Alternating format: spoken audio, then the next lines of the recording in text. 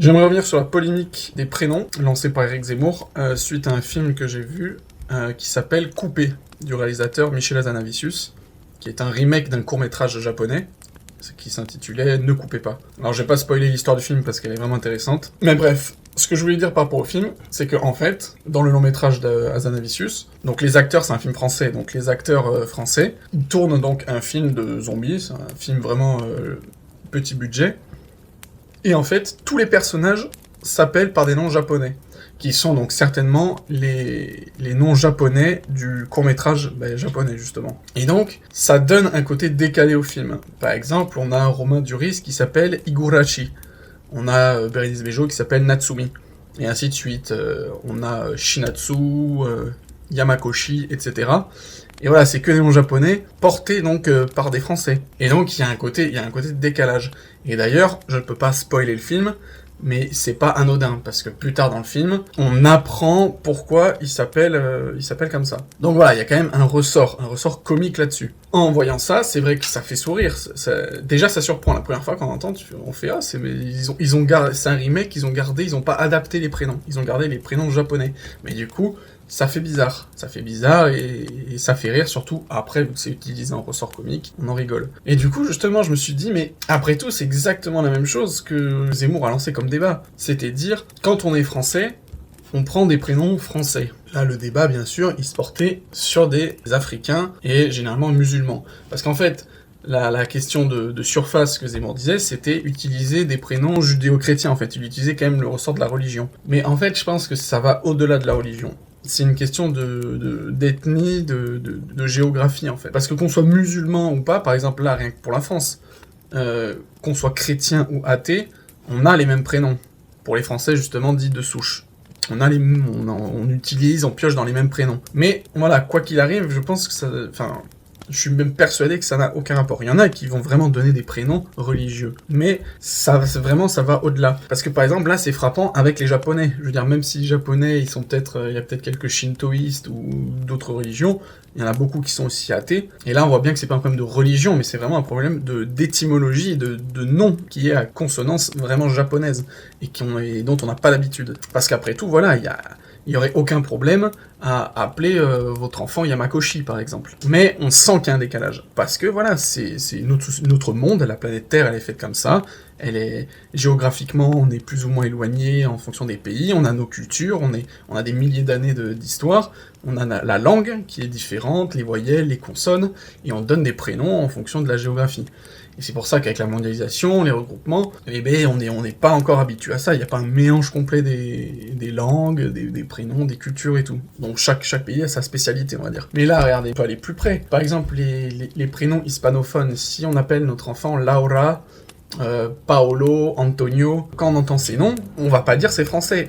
Automatiquement, on sait que c'est hispanophone. On peut même chercher encore plus près, des prénoms anglophones, par exemple James, Steven, Andrew. Et donc voilà, chaque prénom a sa spécificité géographique, quoi. Et donc voilà, on voit bien que ça n'a aucun rapport avec la religion. Dès qu'on entend une sonorité, on sait à peu près géographiquement d'où elle vient. Comme les prénoms arabes, comme les prénoms africains, d'Afrique subsaharienne, on a les consonances. Et même les pays nordiques. Zemmour, en fait, quand il parle de ça, je sais pas s'il le pense vraiment, je pense qu'il le pense vraiment, mais il est surtout dans le débat, en fait, et dans le clash, comme toujours. Et du coup, forcément, je suis absolument contre-imposé, je ne voudrais pas avoir à choisir, à être obligé de choisir dans une liste restreinte pour mes enfants.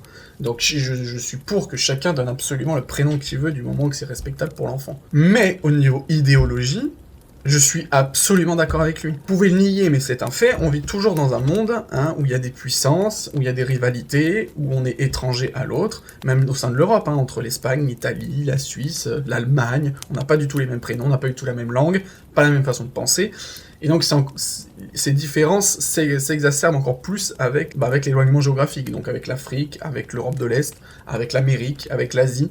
Donc voilà, c'est comme ça, on ne vit pas pareil, on ne parle pas pareil, on ne pense pas pareil, et donc les prénoms, voilà, ça a quand même une marque. Et donc idéologiquement, je comprends que appeler son enfant avec des prénoms qui sont complètement différents de là où vous vivez, ça éloigne, ça isole, ça sépare. En entendant ce prénom, vous dites « Ah, cet enfant vient de là. Il n'est pas français d'origine, français de souche. » Même si c'est pas grave. En fait, soit vous voulez vivre dans un monde mondialisé à 100% où il n'y aurait plus de frontières, plus rien.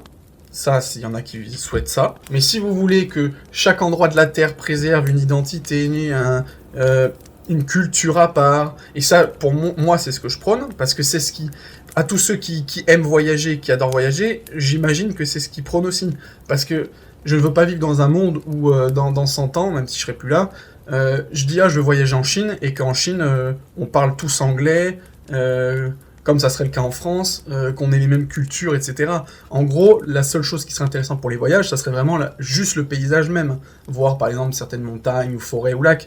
Mais on n'aurait plus l'impression de voyager, on aurait l'impression de rester dans notre pays en fin de compte. Donc en ça, moi je suis complètement contre. Je suis content de la diversité de la population, de la richesse que ça provoque, etc. Je veux, quand je voyage, être dépaysé, non seulement pas par le visuel, mais par la culture, par les personnes, etc. Donc, comment garder ça, son identité? Mais quelque part, c'est justement ne pas accepter la mondialisation.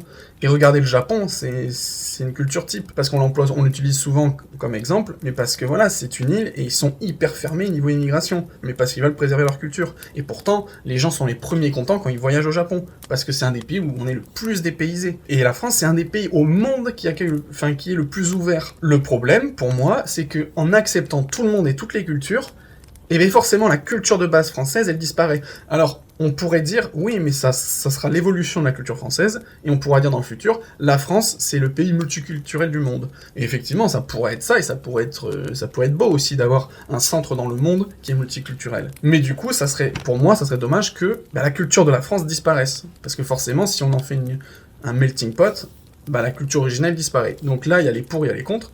Mais en tout cas, moi, sur ça, je préfère garder les identités de chacun.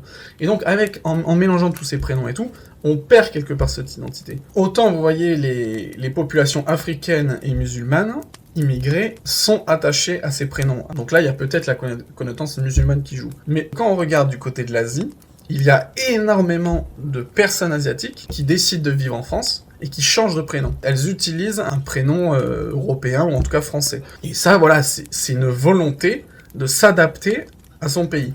En soi, moi, je dis pas que c'est ce qu'ils devraient faire. J'aimerais pas, moi, changer mon prénom pour un prénom chinois ou japonais si je vivais là-bas. Mais, à la limite, oui, pourquoi pas utiliser un alias, un pseudonyme, pour faciliter la prononciation des Chinois ou des Japonais quand ils m'appellent. Mais j'avoue que quand on vient d'un pays, ces enfants, nous on est nés, on a grandi dans une culture, dans une langue et dans un type de prénom, et c'est vrai que quand on a un enfant, on a envie de l'appeler de la même manière, parce qu'on se dit ça fait bizarre de l'appeler par une autre culture. Et c'est là qu'on voit que les prénoms, c'est vraiment important. Parce que la preuve, en France, avec des gens qui ont été habitués à un type de prénom dans leur pays de base, et qui ont du mal à donner un prénom du pays qui accueille.